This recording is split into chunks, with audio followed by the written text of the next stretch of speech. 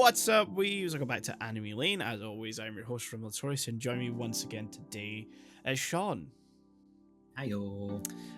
So they finally announced Assassin's Creed 4 Black Flag Resynced, the worst kept rumor in the industry for a while now.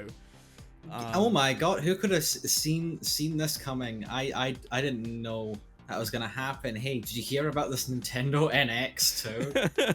I wonder what that's gonna be like.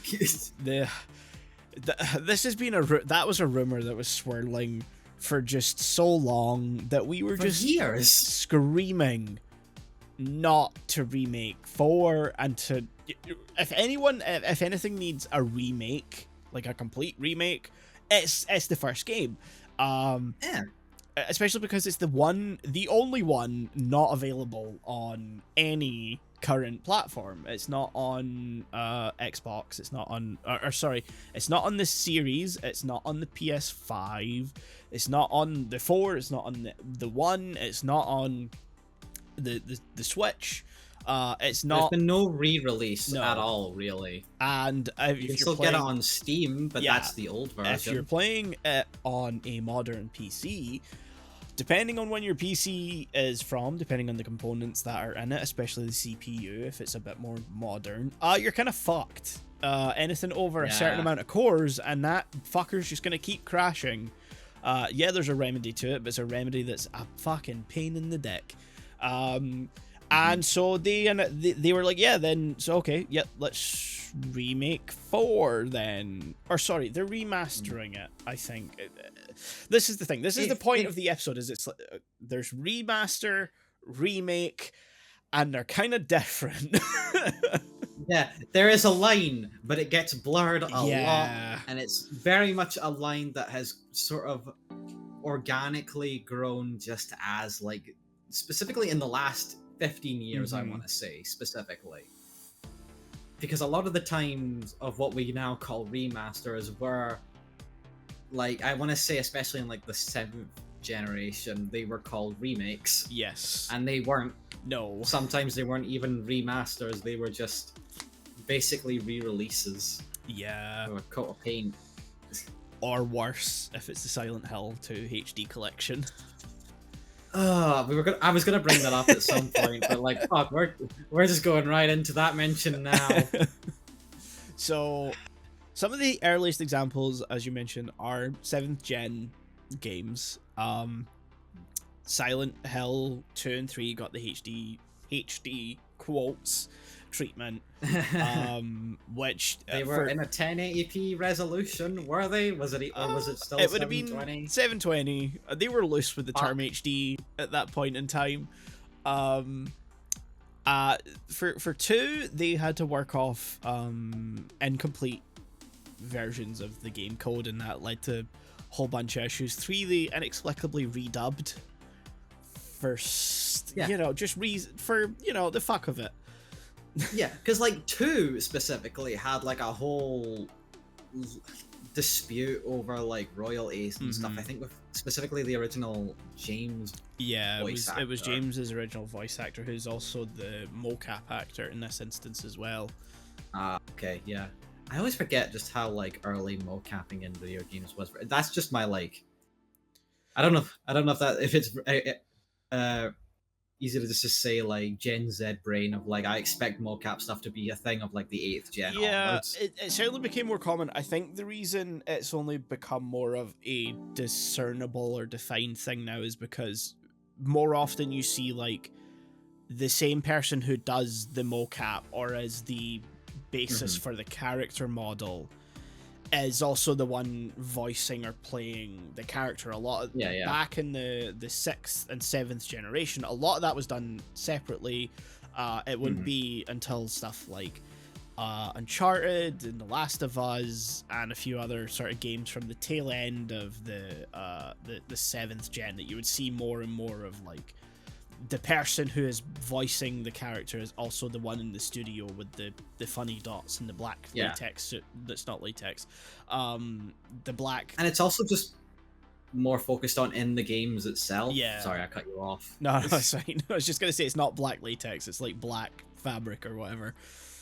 Yeah, like but I do know that like compared to let's say Resi 5, that had mocap in it, but like Roger Craig Smith was not the one doing the mocap for Chris Yeah. in that game. That was a completely different guy. Whereas like now, if you we're at the point where if you beat RE9, you get to see behind the scenes footage of Grace's voice actress actively acting out the scenes. Yeah, like Nick Apostles isn't the face model of Leon, but he is the one in the mocap suit doing the motion capture and then doing the voice. It's just that in this instance the face model's a different person. Yeah. More probably closer to just the original looks of the characters as well, if it's like a remake. Yeah. Bringing it back down to remakes. So remasters became a thing in that generation because it was the big HD. You know, they wanted to bring games from the PS2 and the Xbox One, the original Xbox, to gotta make them look like movies. Yeah, give them a new lick of paint, and you know, you don't want to look at that crummy, 480p resolution.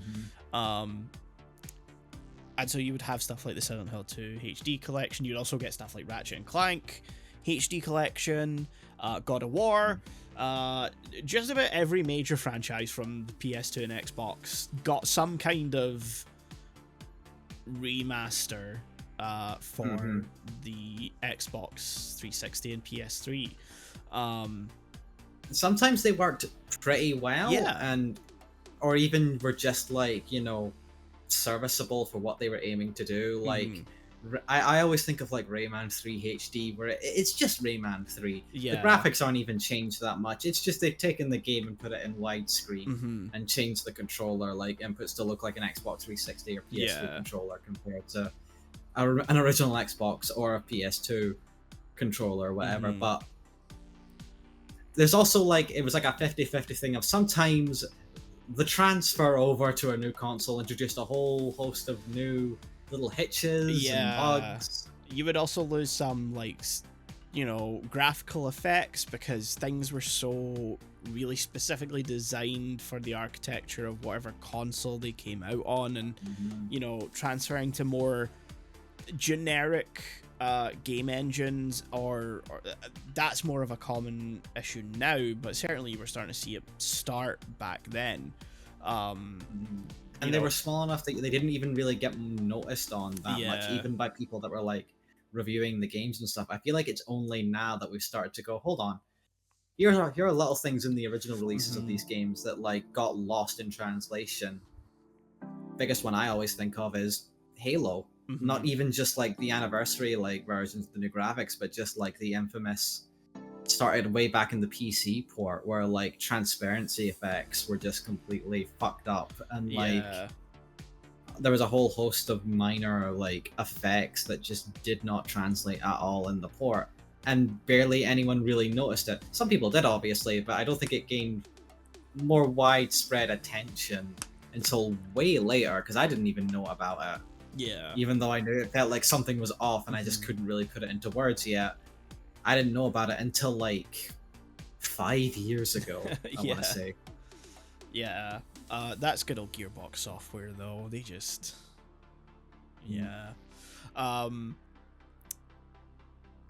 my example is always Killzone for PS2, because that got Killzone HD for PS3.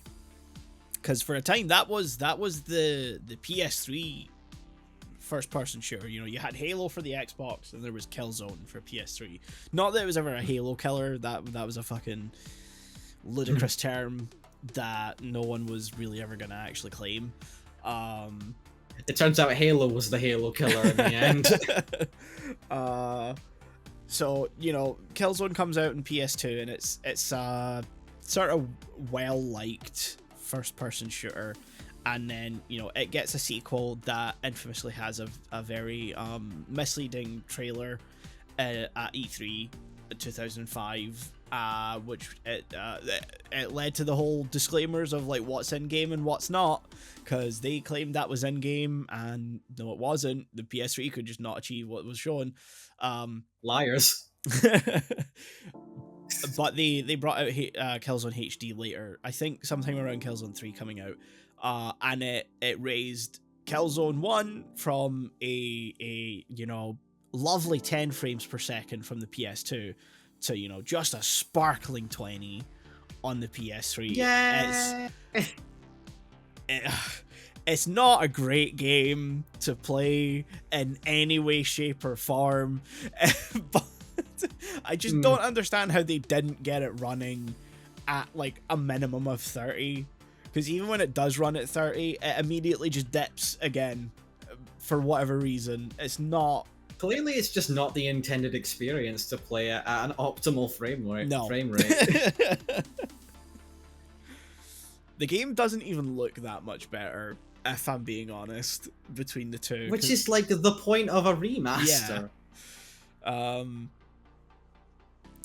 Of course, there is the infamous from that generation, our punching bag for this sort of thing, as you've briefly mentioned already, is Halo Combat Evolved Anniversary. We get to go into this again. We have spent so many of the years that we've known each other just fucking ripping that game, or that version of the game, to bits. How many times do we have to teach you this lesson, old man?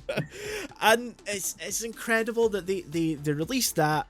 No one liked how it looked. It's so garish. It's so overly designed. It's got all these sort of. It's better. Look, it's brighter. It has. Look at all the things on the wall. Don't you? George Lucas told us all about if you want to make something better, you just add things in, and it makes it okay. And then they somehow learned from that, and did a good job with Halo 2 Anniversary. And now we're getting Campaign Evolved.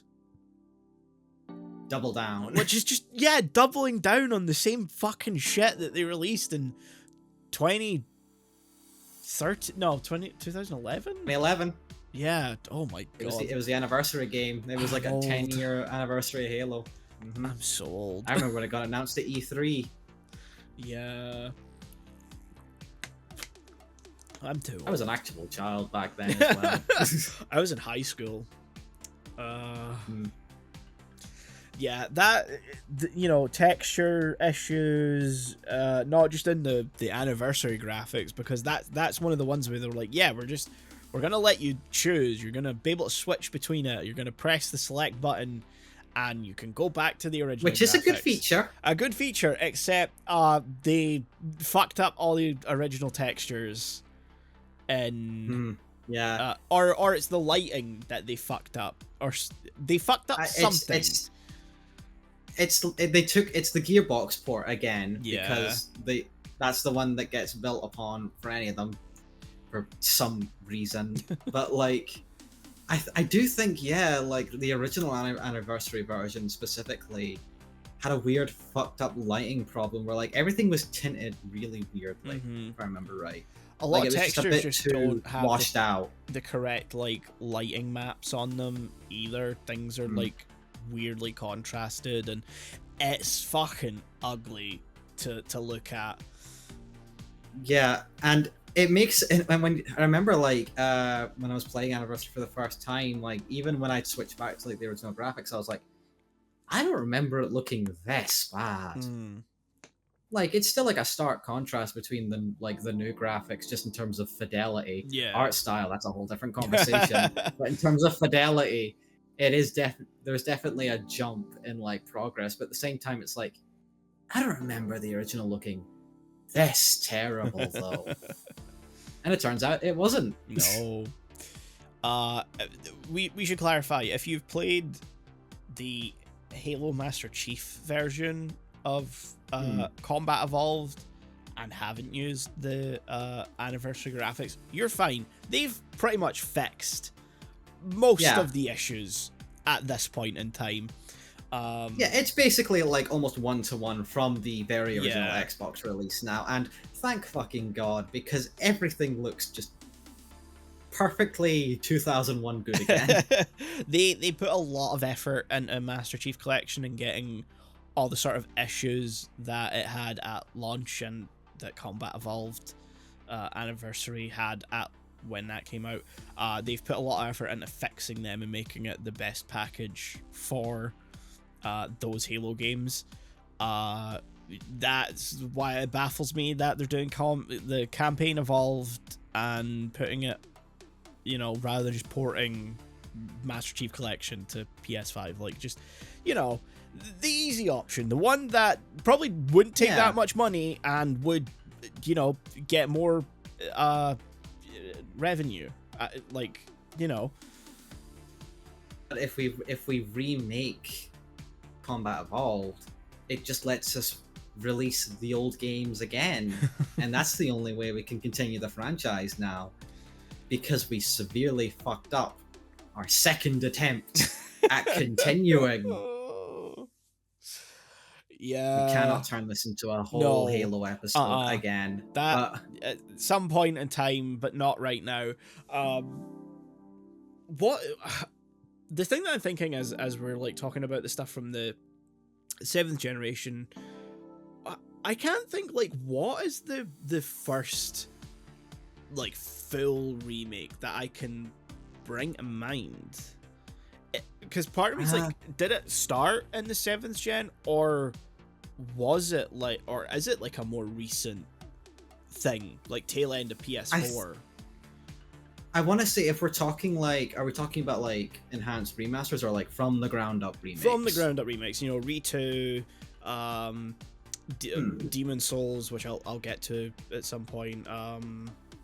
From the ground up remakes, I think, as we would now call them, from the ground up remakes, I think that really did start at like the 8th generation. I can't think of any really. I mean, there is one sort of maybe could be, but like it's hard to tell because it's still sort of the core gameplay, and this is a bit of a surprise entry that I thought about. But Conker's Bad Fur Day got a sort of remake. Yeah, that I played that one. Live and Reloaded. Yeah, the one that's meant to be like more family friendly too. It's weird.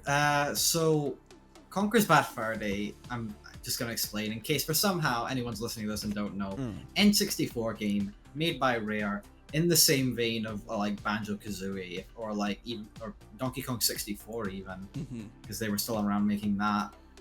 But it was originally going to be a game in the same vein of like that sort of like tone and like age rating, but then at some point in the development they were like, fuck it, let's just make it 18 plus. And make that just the theme of the game, and that the joke that these cute little cartoon characters are swearing, saying shit, and doing all this, making all these adult like pop culture references. Conker gets shipped off to World War II to fight Nazi teddy bears at one point. Great game. Aged, because it's an N64 game, and a bit hard to play, which is, I guess, partially why not even, I want to say 5 years later, they decided to remake it for the Xbox. For the Xbox, yeah. Where it plays better. I've played that version. It plays very well. Combat works better, especially the shooting mechanics later in the game. It's actually like an actual third-person shooter, like twin stick sort of setup, whereas like the N64 had this very early 3D game era, sort of, well, pre-Halo, because it was the same year as Halo, but it came out like just before, and the N64 controller's a bitch. So imagine all the ways they tried to get a control scheme like that and realize it's never going to be good as GoldenEye. But it plays better, and on a fidelity level, it looks good. Yeah.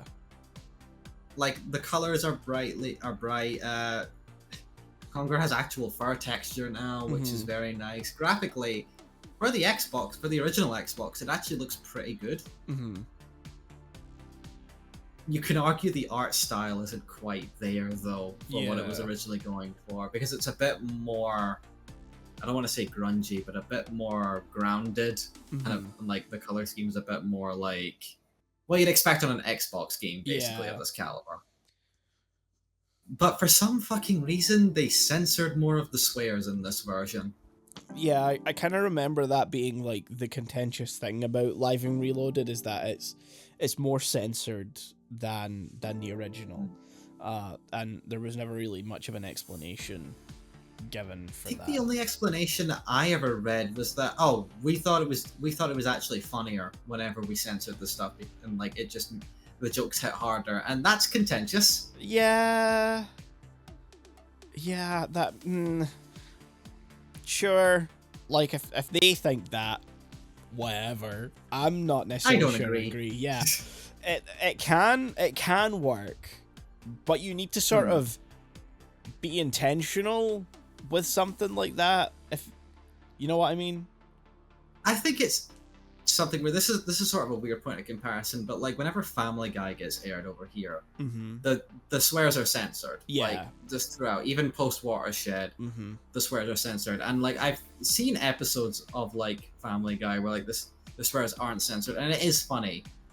But like there are certain points where just hearing that loud beep in like the middle of like whenever someone in Family Guy swears, which is rarer than you think. In Family Guy as well, it sort of hits how funny it is. Like it emphasizes it a bit more in that way. I think it's funny there, but in Conquer, I can't think of any moment where like it enhanced the comedic edge. Because even in the N64 version, there are times where the swearing is censored, and there are times where it isn't. So it feels more like the emphasis gets put on its head in the N64 version, and when they don't censor it is actually when it becomes more funny. Yeah. Like one of the bosses just straight up says, "I'm going to throw my shit at you." And that's funnier when he actually is able to say shit instead of just getting a beep at the end. So it's like a double thing where like I'd probably recommend the N64 game overall just as an original experience, but having only played through the game in full on Live and Reloaded, it still plays really well. It's just, is it really the true experience, I'd say. And I don't think it is. Yeah. But yeah, like I guess that is the only one I can think prior to the 8th generation of like from the ground up remakes. Because like I think if you want to go really far back, Mario All-Stars, but that's not really fundamentally changing anything. That's just another game. Yeah. Because, like,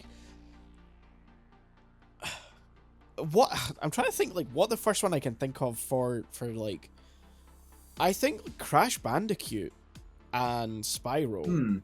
Because, those are kind of remasters, but also the way that those games had been preserved, they are from the ground up remakes with the intent of being as faithful to the originals as they possibly can be. That's where like remaster and remake really becomes blurred. Yeah, because a lot of the remakes we see now are also reinterpretations. They're not one-to-one. Let's just build this in a modern way. It's fully like a let's also just change story beats, let's change characters, let's do all this sort of stuff. You know, we're not going to talk about them too much because we've already talked. We're not going to emphasize them, but they are the go-to example. The Resident Evil remakes are a very good example where, you know, in the original game, Claire and Leon's roots are very different. The A and B roots are very different, whereas in the remake, they're a lot more homogenized. Even if that game is in its own way very faithful to the like core feeling of Resident Evil 2, it's a hard one to explain because it rides a fine line. And then you got 3 where, for a whole host of reasons, it ended up being a very trimmed down version of the story of 3. A lot of set pieces were cut out, not a lot of story beats, but stuff was cut out. Yeah, definitely. And then 4 4's probably the closest of the remakes so far to the original. A lot of the things that did were actually just improvements upon the original game story. Like Krauser, actually, you know, and Luis as well. Having a character. Having characters. So, you know, that's sort of the example of, like, they're very different gameplay wise. They can be quite different story wise, as well as like changing sort of like no, the remakes are kind of very faithful stylistically, I think, also to the originals as well, so that's a bit of a moot point, but that can happen. I mean, I think 2 is like the go-to example of like a reinterpretation that does its own thing very, very well. Yeah, because like RE2 original and RE2 remake are fundamentally very different games. mm-hmm. Some of the story beats are even like slightly like either cut out or like smushed together or like slightly reinterpreted and stuff. So like you can it's very easy to say they're two completely different games, but because there's enough similarity in the design of the remake and like callbacks, I'll call them, and like just like stylistically taking notes from that, it still feels like a version of RE2. Mm-hmm.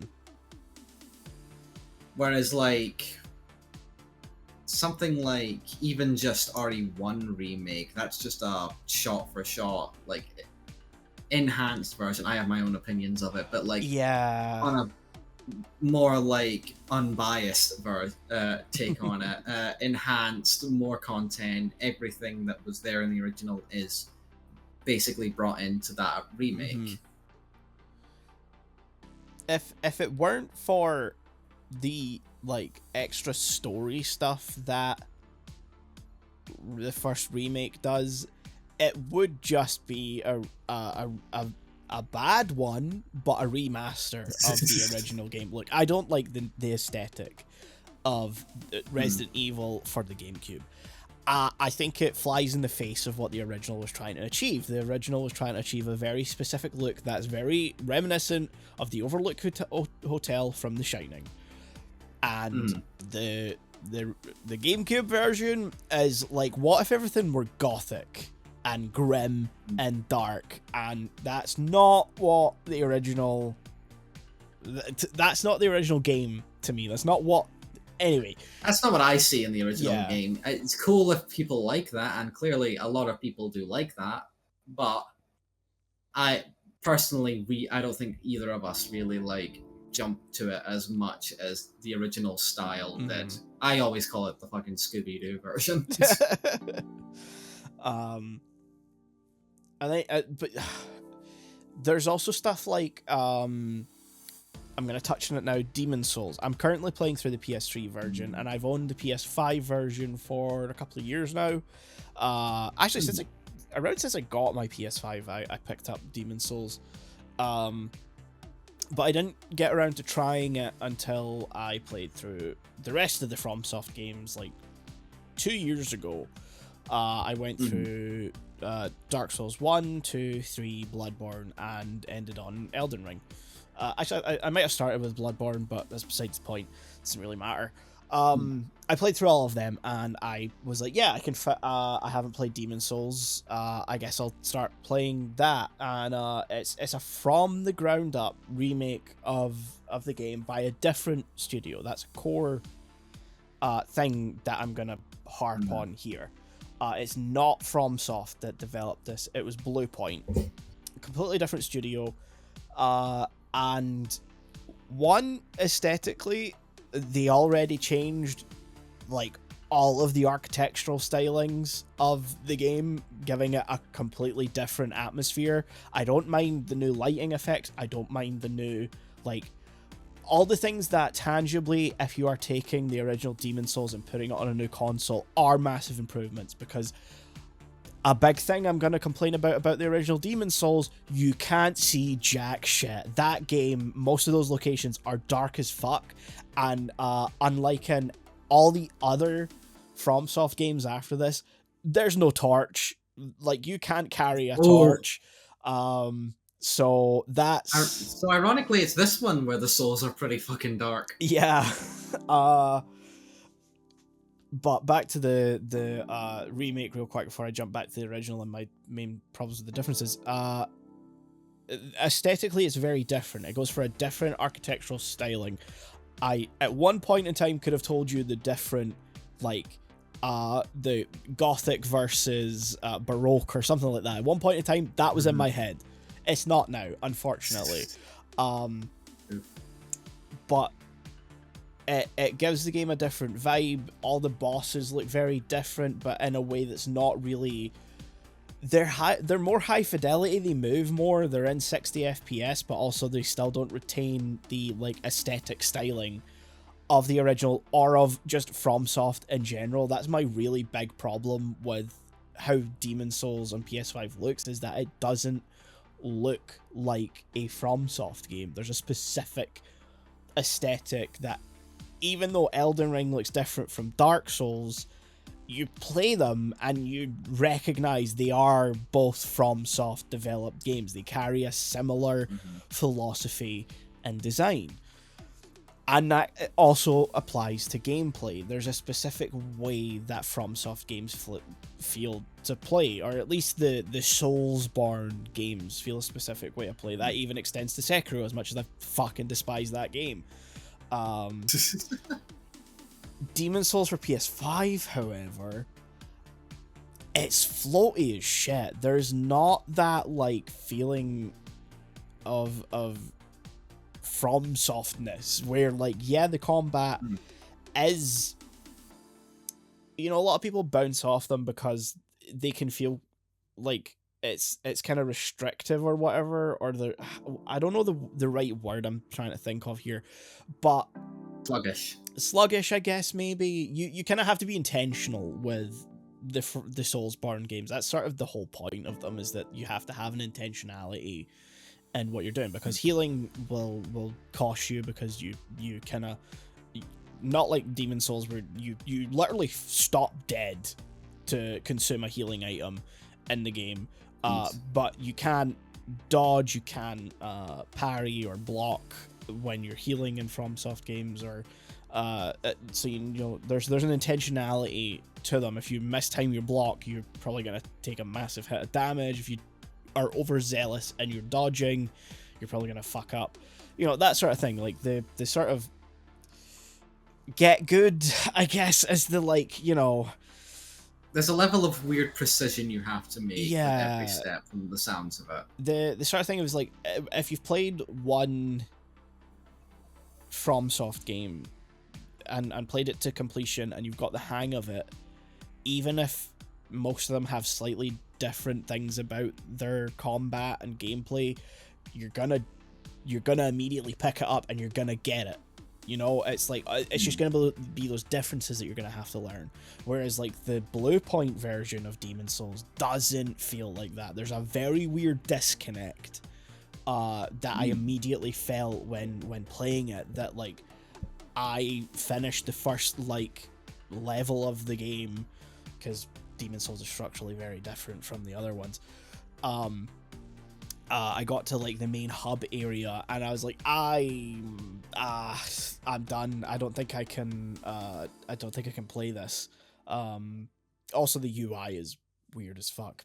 It's I'll send you screenshots later. There's, like, a specific design to the original one, and it's like someone made this one. Dear listener, you can take this time to look this up on the internet right now. If you look up, like, the original UI for the PS3, it's, I don't want to say, like, FromSoft-ish, but, like, it has, like, a look to it. It fits the game, and then you look at the FromSoft, you look at the Blue Point remake, and it's like, okay, did you forget to put the textures on this? Oh no. It's just sort of like, it's information laid on the screen that you, as a person who are playing it, is meant to receive. It doesn't feel part of the game, if that makes sense. It's you know, hard one to explain. As soon as you see it, you'll immediately understand what I mean. Okay. Demon's Souls is an interesting game, though, having now playing the original one as I'm working my way through it. It's not a big game. In fact, it's very small. It's more frustratingly designed than the rest of the other. There's a clear learning curve from here for FromSoft themselves when they made this. They learned a lot of lessons when they jumped to Dark Souls and made that, where the Demon Souls is a very disconnected game. It's a lot of hub. It's a hub world where you then interact with a stone that takes you to a different level.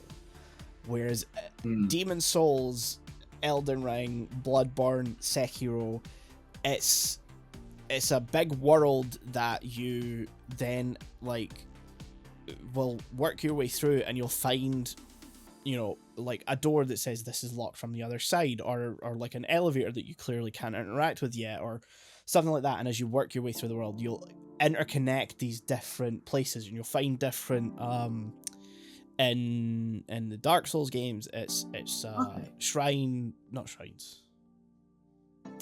bonfires.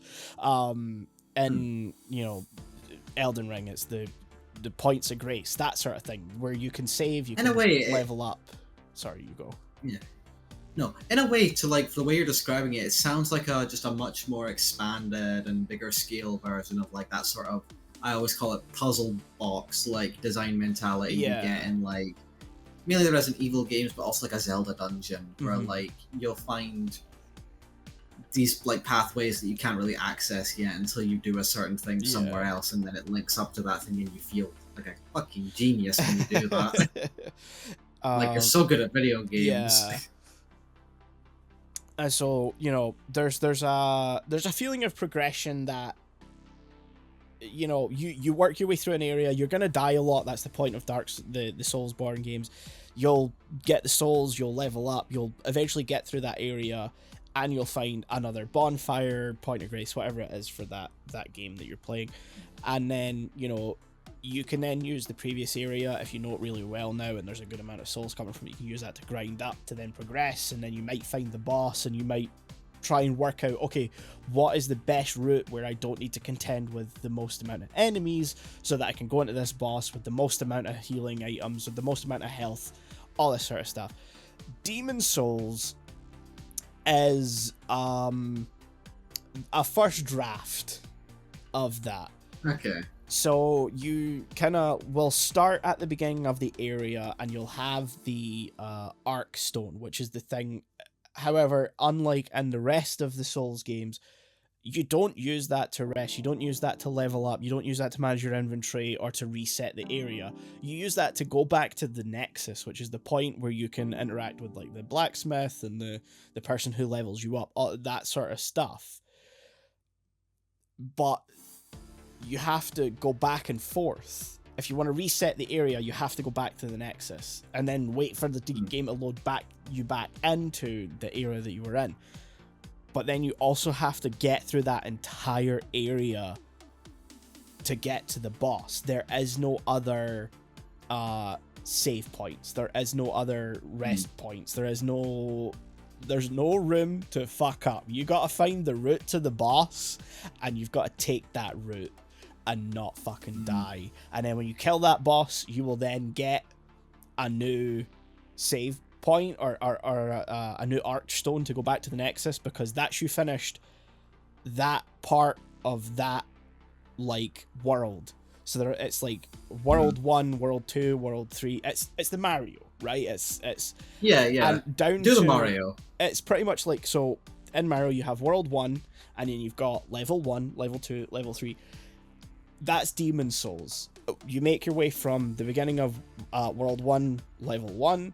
You get to the boss. That's you finish that world 1, level 1. You're now starting world 1, level 2, and you wind your way through. There's nothing more to do here.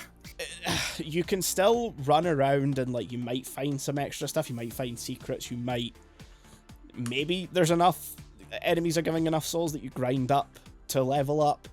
However, there's a bit more of an open-ended nature where you're meant to like leave one world in the middle of it to go to like world 4 to do something there. In fact, world 4 is just the best place to grind, to level up. I've just been going there so much, and I've only just now finished like all of each world's like level 1, and I'm like 18 hours in, and I'm like, I don't know if I want to do the rest. It's that sort of thing where like, because there's no Estus flask, which in the Soulsborne game, every time you rest refills, there is different grasses, and you consume the grasses to level up, which means you need to heal, sorry, which means you then need to go and either buy them, or you need to grind them from enemies dropping them, which means you're gonna sometimes just run out. And I'm finding kind of frustrating, because running out of Estus flasks means I know I'm not at a point where I'm gonna succeed against the boss, or I don't know a good enough route to the boss. Running out of grasses and Demon Souls is a moment of going, fuck, I'm gonna have to spend like 40 minutes grinding the souls to buy these. You know, it's not like I can spend the time in Dark Souls. It's a roadblock. It's a roadblock, yeah. It's an immediate thing of like, go waste your time to do this, to then come back and maybe just have to do this again in like another whatever. And that I'm kind of finding a little frustrating, because the whole structure of the game, the fact that most of the enemies don't reward a lot of souls. Like, I went to World 5 after beating the first boss of World 4, and was like, wow, these enemies also only give like 3 souls, whereas the enemies in World 4 give like 200, 300, 400 a piece when you kill them, like it's the same in World 1, 2, and 3. They give like 3 or 4 or 5 souls, and you'll have like the rare occasional enemy that'll give like 400 or 500, but that's still not enough to really level up, to keep continually scaling in a way that makes sense for how you know, every time you level up it costs more souls, so realistically when you get to World 2, those enemies should give more souls, and then when you get to World 3, that's basic game design. Yeah, and so like, why is World 4 the only one where I can get souls, where clearly they're all like higher level than me? I'm struggling to kill them. I'm only killing them and one at a timing them, like kiting them out into different areas to take them down, because I know this is the only way I can get souls. And then I'm leveling up, and then I'm coming back, and I've not made that much progress because they're clearly so much higher than me at this point.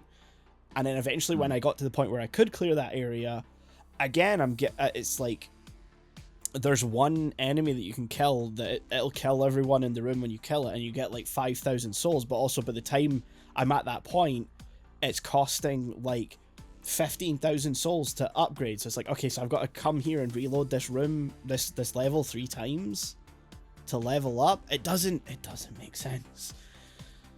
So it's not a big game. I'm guessing the remake doesn't address that at all. I don't know. I bounced off the remake, and I'll maybe go back and try it again later after finishing the original.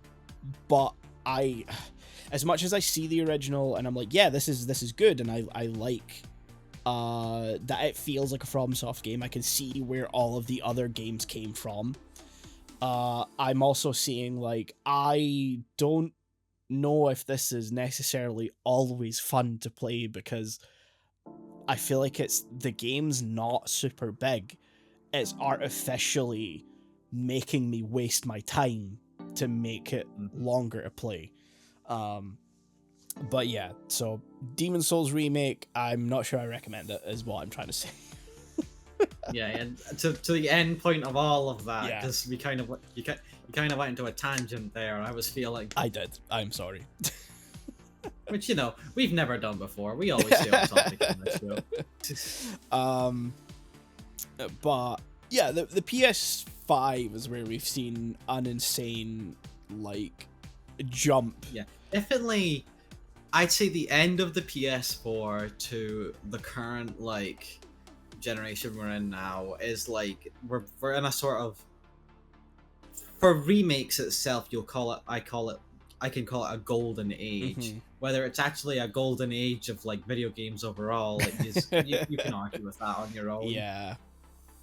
But like, there's a fuck ton of like remasters and remakes we're getting like nowadays. Like, the other go-to example of just a completely different game that just has the same name and is following the same story, Final Fantasy VII. Yeah, that's the other big one. It is just a completely different game split into 3. Yeah, the story is even like, it's like an extended cut almost of like, because the first game and like the remake, how long would you say it would take to beat? Like 20-ish hours, I'd say. Yeah, I think I spent like 20 or 30 on it. I think that's how long it took me. That's just like the first 3 hours of the original game. Yeah, like if you're really just running through the plot of 7 original, you're out of Midgard in like 4 or 5 hours maximum. Yeah, and as much as I like the 2 games of that remake trilogy that are coming out, because at the time of recording, we're still waiting on whatever the fuck the third game is called. Yeah. to really even be announced. I mean, we know it's coming. It's just, you know, there's nothing that's really come out about it since, you know. No, other than we're working on it. The producer saying that he's completed like 40, 50 playthroughs of it, and I'm like, no, you haven't. Shut the fuck up. Just shut the fuck up. But like, as much as I like them, it kind of, the fact that they are trying to tell a story that was only needed one PS1 game to tell is kind of a downfall, I'd say, with them, because like, I love 7's story so much, so it's kind of hard to go back to something like Remake, where it's like, it feels like getting through the story, the narrative specifically, like pulling teeth. Yeah, I think, you know, I don't mind Remake so much. A lot of the expanded parts of the story that they did, I think are worth it. My main problem at the moment is that Rebirth was just, again, the same complaint I have for Demon Souls at the moment. Artificially large and long. It didn't.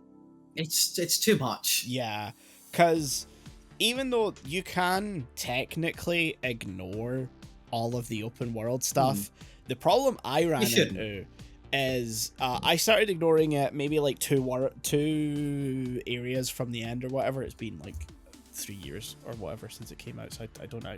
I'm struggling to remember. Oh jeez, it's been like 2.5. 2.5. So I'm struggling to remember like the actual structure of the game, but I remember I got to a point where I started ignoring the open world content because I was like, I'm close enough to the end where I just want this to be over with.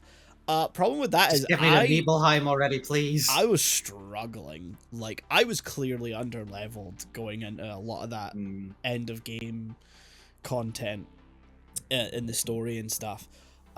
So yeah, the fact that, because that and the reason I'm bringing that up is I want to stress I had at that point cleared every area before I started ignoring it. So the fact that I wasn't over leveled is, you know, concerning. Yeah, because from what I remember, I went like the full mile of like trying to complete almost everything in every area like throughout my playthrough, and like it was fun for the first 2 or 3. Yeah, is what I remember. I was having a good time. It felt like everything was paced well, but like by the time you get to like the 4th area, I'm not sure if it was like Gungaga or like the first part of the big fucking desert. Yeah, whatever it is, but like I remember just at one point I was thinking to myself, when do we get to the gold saucer? When do we get to the gold saucer? I want to get to the fucking gold saucer already. And like, when I got to eventually to the gold saucer, I was like, hell yeah, okay, I'm enjoying this. I like that all these mini games are actually fun to play this time. I spent so much time just going through all of Chocobo Racing. That was a whole saga in and of itself. But then after that, I was like, okay, when do we get to Nibelheim? When do we get to Nibelheim? When do we get to Nibelheim? Yeah. It took 10 plus hours to get back to Nibelheim. They are. Rebirth was like, I think narratively for me, again, it was still fine. I didn't necessarily mind the story and stuff. The big problem was just like it was artificially made longer and more difficult. Yeah. Like I don't think like anyone who isn't necessarily engaging with the open world stuff to like a completionist extent should be punished for not doing definitely. that. And I started to feel like I was being punished the closer I got to the end of the game for not really doing a lot of the open world stuff in the last two areas. Like I say, I can't remember how many areas I'm in the game or anything like that at this point. There's like 7, I want to say, and like I think the big problem is just the fact that every area has the same things you do. Yeah, there's nothing. Every area new. you start finding a chocobo. Every area you're doing whatever the fuck the tower defense mini game was. Or like, I know it's in the original as well, but I fucking completely ignored it because I didn't care. Condor or something like that. Yeah, that gets expanded into a thing you need to do in every single world, like multiple times to complete it. The fucking chocobo gliding part, I think, in like one of the worlds that is unique to that world, but like there's one course in that just fucking sucks. That's in like Cosmo Canyon, I think. Yeah, fuck that thing. Fuck that minigame so much, and I hate that you basically have to complete it. The game expects you to. Yeah. Unless you're going to be punished later.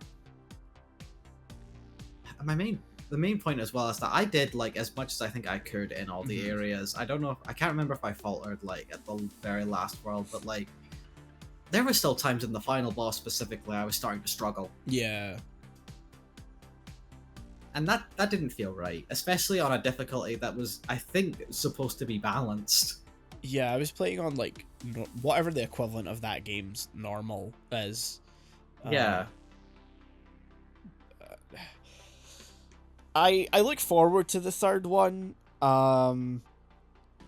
It's just take the criticism. I wonder what it's then going to be like of you know, when 3 comes out, I'm going to play 3. And then at some point after that, I'm going to want to try and experience the remake story in its entirety. And playing through all 3 of them in succession, if they don't do something about like how insane Rebirth was for the third game, it's gonna suck. Yeah, it's gonna be exhausting. Exhausting, yeah. Because I really hope that it's a case of like where in the original you kind of have most of the content on the second disc, and then you get to the third one and it's kind of just the end game that's on there. It's just the final dungeon. Yeah, obviously they're not following that structure to the exact T. The game ends in a very different place, but hopefully it's a case of a more linear, narratively focused game. Yeah, like kind of more akin to the first entry in the remake series. Yeah. I think, and like Rebirth does try that a little bit. Like the way Yuffie is introduced, like she's not just an optional thing you're most likely gonna miss in the original game. Like you have to pick her up, and I love the interaction she gets with like the crew in Rebirth because she's like the best character in the game that isn't Aerith. And like the whole redone relationship dynamic they have with all the characters is really good in Rebirth as well. It actually makes, being able to pick who you want Cloud to go on a date with actually, an intentional thing instead of, artificially making sure it's going to be Aerith. Yeah. It's not like, also you have like to manipulate the game a little in the OG to like get Tifa. I think I got Barrett when I played. I can't remember actually. Boys night out.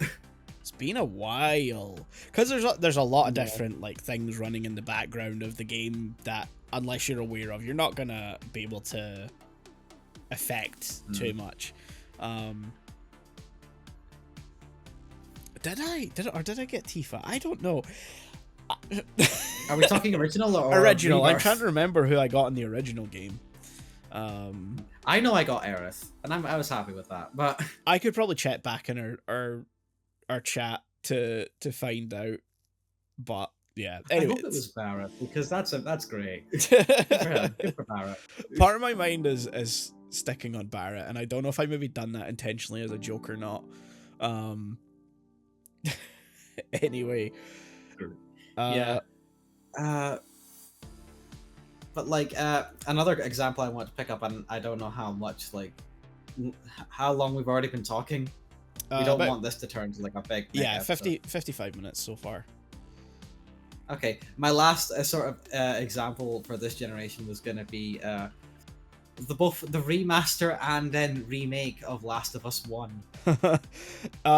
Yeah, except the remake's not even a remake as the thing. It's still just another remaster.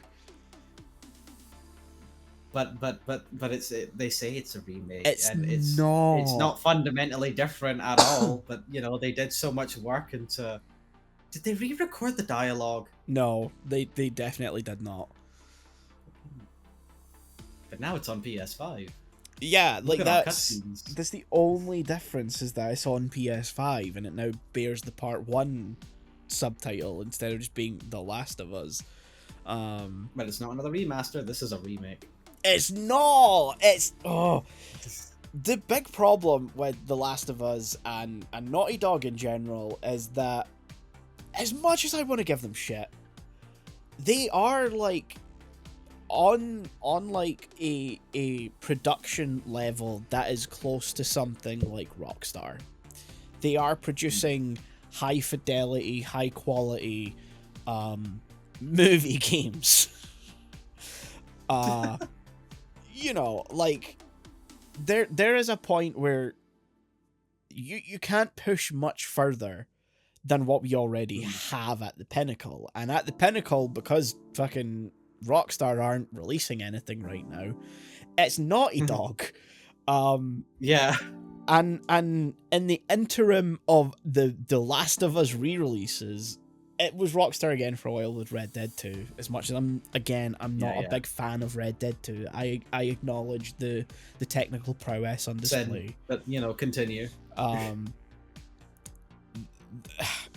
It's a weird thing where they released the first game right at the end of the PS3 generation, and it was a success. Like, that's, you know, it was the peak of the PS3 basically, in terms of just what you could do with the console. Yeah, arguably they released it, yes, in a weird place where the PS4 was literally right about to come out, but you also release it at the peak of the install base of that console. So that makes sense, you know, like, understandable. Rather than retool to potentially flop on a new generation because the install base isn't there, you can have a massive success by releasing on a massively, like, widespread console. Yeah. Then they do the remaster, which, like, yeah, I get it, because a lot of the PS4's early life was things that maybe came out just too late in the lifespan of the previous console generations to really be not successful, but, you know, functionally playable. Yeah. So they would get remastered, and the remastering for most part on the PS4 and Xbox One wasn't at that stage like giving things a whole new lick of paint, overhauling all this stuff, giving just like quality of life stuff. It was largely about putting it on the console at 1080p because, yes, the PS3 and Xbox 360 were HD. They could output 1080p. Most of those games were 720p. They were capping at that, and almost nothing was running at 60 FPS back in that time. Yeah. The PS4 was about getting it at 1080p, probably still 30 FPS, because let's face it, 60 FPS was not a thing we were getting until the Pro and then the PS5. And like also the added fact that like Game of the Year editions and like definitive Yep. editions, which is a whole other aspect of this we haven't even discussed, that like we're becoming a thing where you just re-release the game but add in all the DLC on like the disc and stuff as like a complete package. And at that point it made sense to just, for games that came out on the PS3, just do that on the PS4. DMC Devil May Cry, the 2013 one, I think is a good example of that, where like the definitive edition of that game was on the PS4 because at that point, why not? Well, that's also a thing of all of the DMC games until that point had ran at 60 FPS. That was something that they were known for doing. DMC Devil May Cry ran at 30 on the 360 and PS3, and I'm pretty sure the definitive editions were for running at 60 FPS. I think I could be misremembering that. That could be a thing I'm wrong about. Yeah. But you know, and all the things that DMC Devil May Cry is contentious for, that's another thing you can add to the list. Yeah. But like my point is that like for those Game of the Year editions that hadn't come out yet, it was just like, okay, why not do it on the PS4 and we'll just make it a full-on remaster.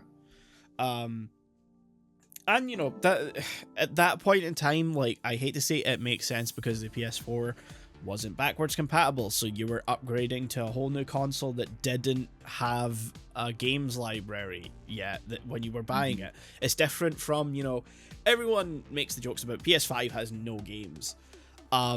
It does. I hate that fucking joke so much because, like, yes, it does. Yeah. People were making that joke in the PS4 like days, and that wasn't true then either.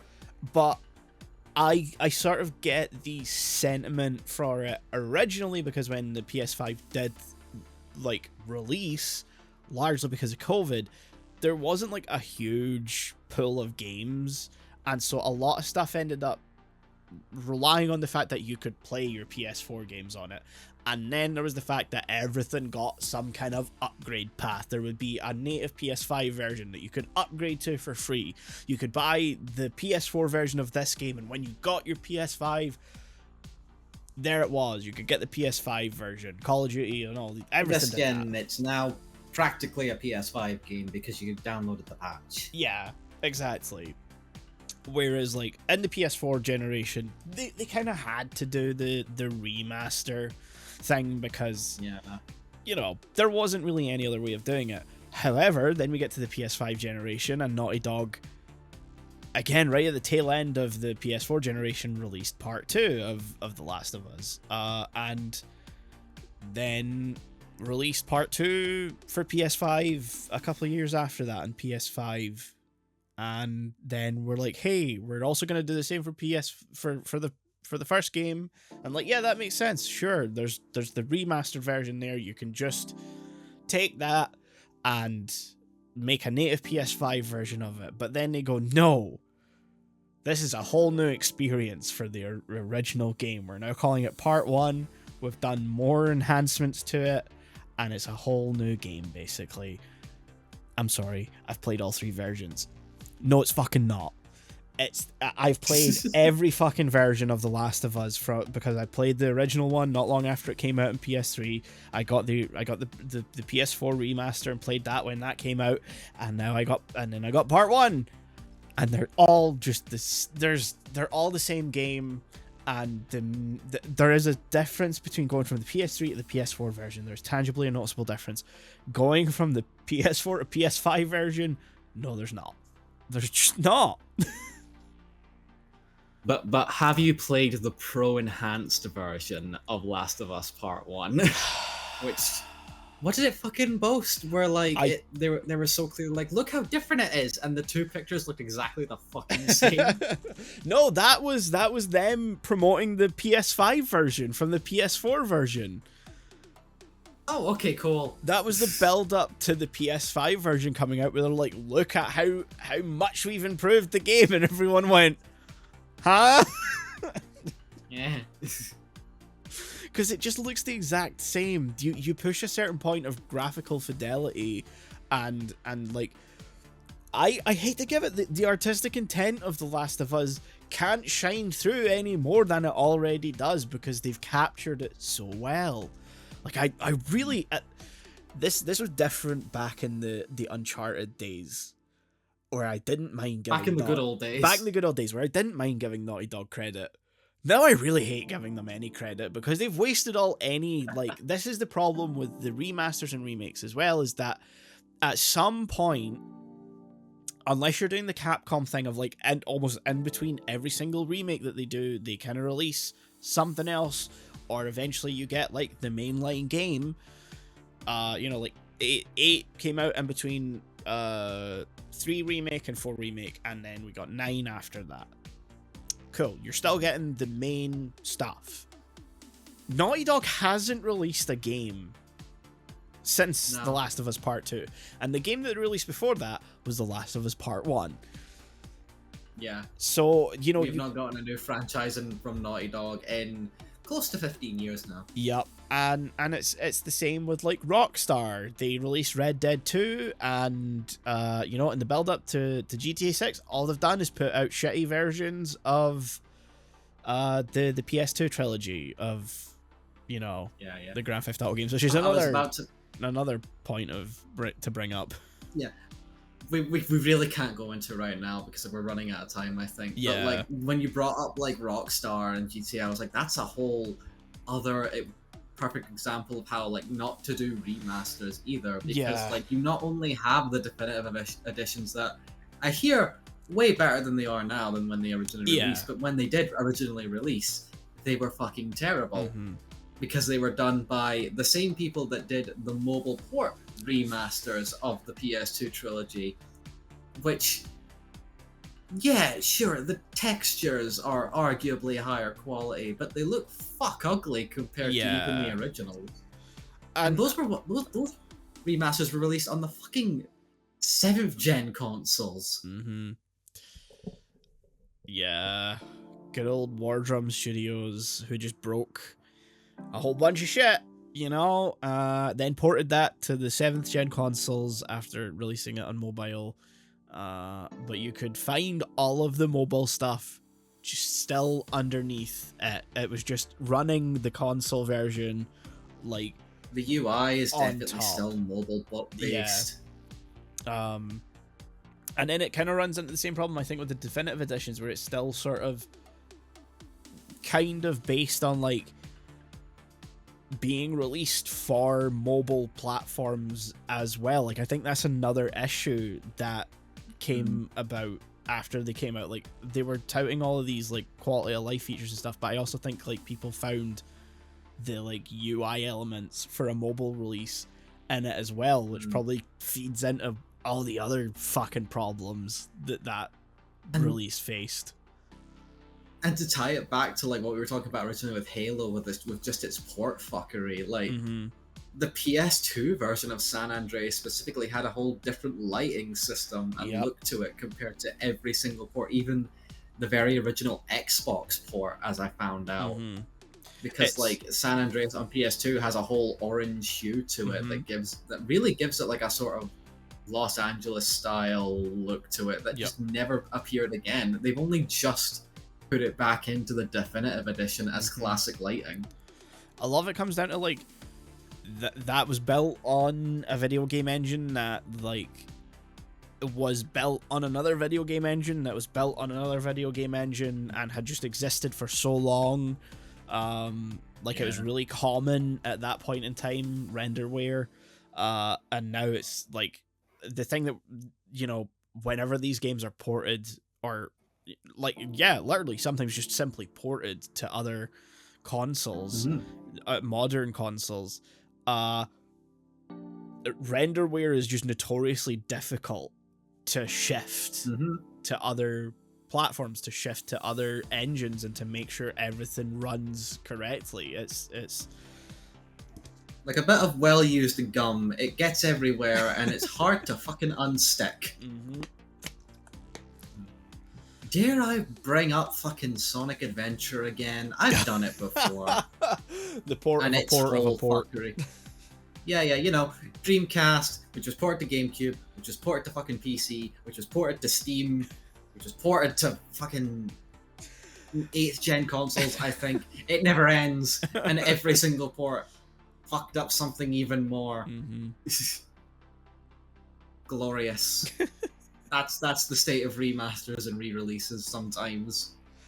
I mean, like, just bringing it very quickly back to the first Resident Evil remake, it's a port of, like, every version that we have now is a port of that original GameCube version. Like, they talk about HD and they talk about, you know, it's in widescreen and all this sort of stuff, and it's like, okay, but also you lost a lot of the source material and code and textures for that. So everything in the newer versions, the version on PC, the version on Xbox One, 360, not 360, PS4, blah, blah, blah, they're all, like, upscaled and stretched.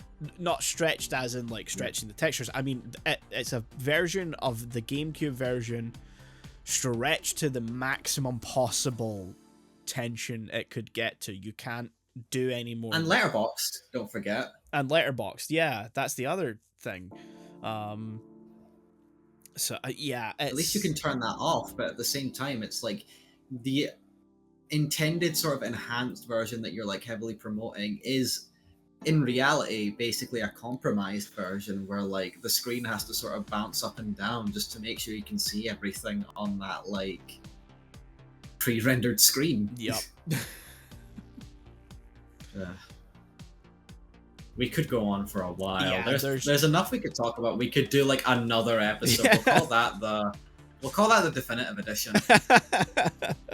Yeah, there's so many examples that we didn't get to, and like we didn't actually touch on the fact that we mentioned at the start, but Black Flag does not need a remake. It's from the PS4. It still looks and runs fine. Like it's still one of the most probably the most popular Assassin's Creed game, unless you want to argue the Ezio collection, but I'm not sure. Again, like, do something else with the Ezio collection, because that thing still fucking runs at 30 FPS. Like, they've updated all of the other Assassin's Creed games at this point to run at 60 on the PS5, and yet fucking Assassin's Creed 3 remaster, which has its own problems with fucking HDR as well. Yeah. But the fact that the Ezio trilogy still runs at 30 FPS is kind of crazy, and you know, but they're prioritizing putting out a remake, a remaster. At this point, it's hard to define what resynced is, because you look at the comparisons and they are tangibly different, sometimes not in a way that's good, and you I can't really tell if it is just like a remaster or if it is, because again, like, they're talking about like there being new content in it, and that stuff has a different approach to how it's made than the original game was made. Like, they've been pretty upfront about that, and I'm like, okay, that's gonna be weird as fuck then. Yeah, new content. The whole traversal system, I think, is working on a modified version of like the style or engine that was used in Mirage, which I think itself is a modified version of whatever was in Valhalla, I think. Yeah, I think it's working off of like the RPG mechanics. Yeah. Like that, which is going to feel weird for Resynced, I can only imagine. Yeah. But also, like, the core animations are still basically the same as well in cutscenes, so that has changed, because I think that was still mocapped, and they just kept the original mocap on that. Yeah. And the vocal performances, I think, are still the same. Like, they've not re-recorded the dialogue or anything, as far as I'm aware. No, there's new stuff that I think's gonna have like new recordings, but everything else is still just the same. Hopefully that doesn't sound too like jarring in terms of like differences and what's new and what's like old. Yeah. Because they've said there's going to be like a hear an Edward Kenway that's like 10 that sounds 10 years older but looks the same. Because I think there's going to be a Blackbeard like side story thing that they're adding in. So unless it's just like, you know, walls of text or whatever, I guess they'll record new dialogue for that. But they won't remaster Freedom Cry, from what I've heard. Which is, great. Not a definitive edition then. Yeah. At least they're not marketing as a definitive edition, and it is just like resynced. Nah. Yeah. Whatever the fuck that means, because they've removed the modern day stuff. So. Oh yeah, fuck. You're right. Like the whole syncing part of resynced makes no fucking sense now. Yeah, like if they said they just removed modern day entirely from it, right? Like it's not even like cutscenes. I think that's what it said. I think that's the implication from everything I've seen. Look, I know not everyone liked the modern day section, sections of these games, especially post Desmond's death in 3. And like, I understand. There's not much you really do in the modern days in like the original Black Flag, but like at the same time, personally, the modern day stuff is half the narrative. Yeah. Like that's half the reason you're doing this for the modern day like storyline, and I fucking I despise the mindset that like a worrying number of people who play Assassin's Creed have, where they just outright don't want the modern day as part of the franchise at all. Yeah. Like I showed this to you like when like Resynked's like trailer came out, and there was just like a fairly popular like comment on like Reddit or whatever, and I know this is a stupid thing to get annoyed about, but I fucking seethed when I saw it, where it was just like heavily upvoted stuff like that. So did they take the modern day out? And it was like, yeah, and it was like the most popular part of that comment chain was good. It shouldn't have never been in the game at all. The thing with like, and I was just like, you are the reason Assassin's Creed is in such a hole narratively right now.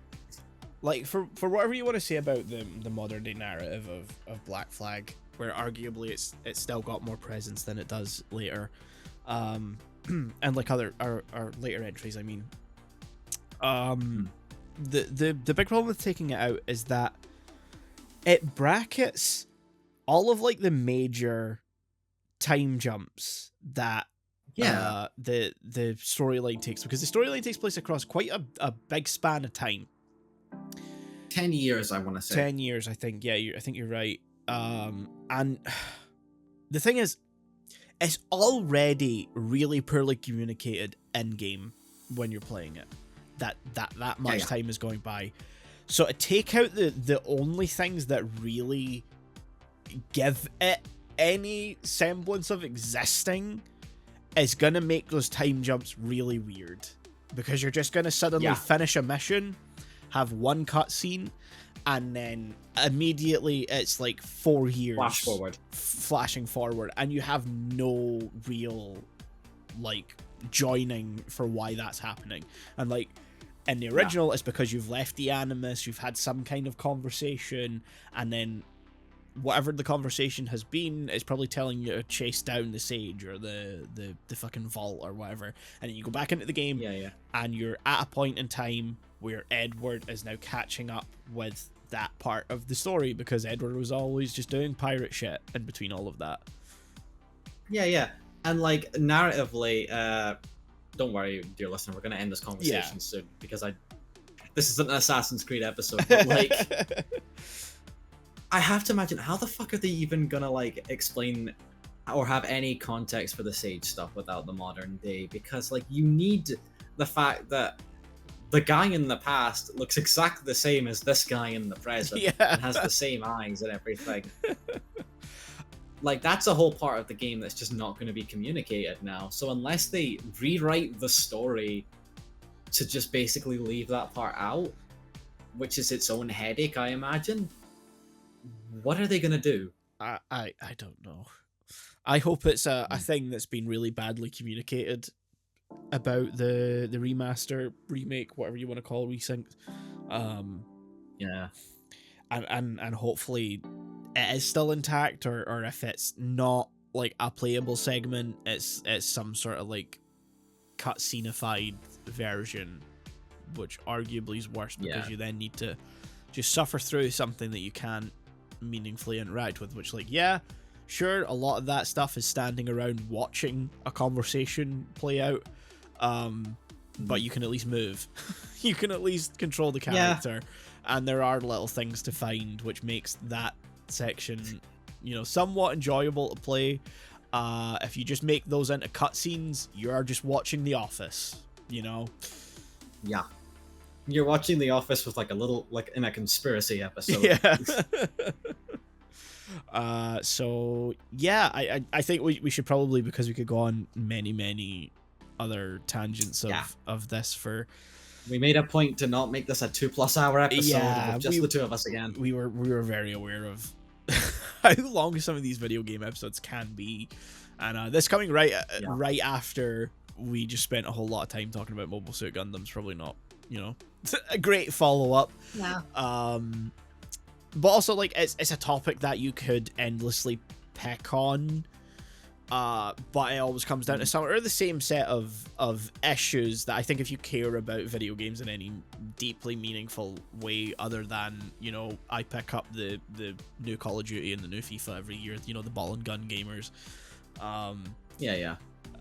Then, you know, you're gonna have the same set of issues that even remasters now present and remakes present. And hopefully we've kind of gone over the broad stroke different set of complaints and issues you can have with them. You know, we talked about Halo Combat Evolved, which goes into the aesthetic and fundamental, like, core mechanical issues where you fuck up the original aesthetic too, and then, you know, things like remake getting the Resident Evil remakes getting it right, even if they're fundamentally sort of different games as well. And then Demon Souls, where handing things to another developer is where things get very dicey if that developer has a very specific way that their games feel. And I think this also extends to the Rockstar games as well. We touched on the GTA Definitive Editions a little bit as well, where every time they've handed it to Wardrum, and then obviously they changed the name of Grove Street, which led them a level of legitimacy that they did not deserve. You know, things have never felt or looked or really functioned like a Rockstar game did. Nah. So yeah, that's sort of like the main. We also didn't.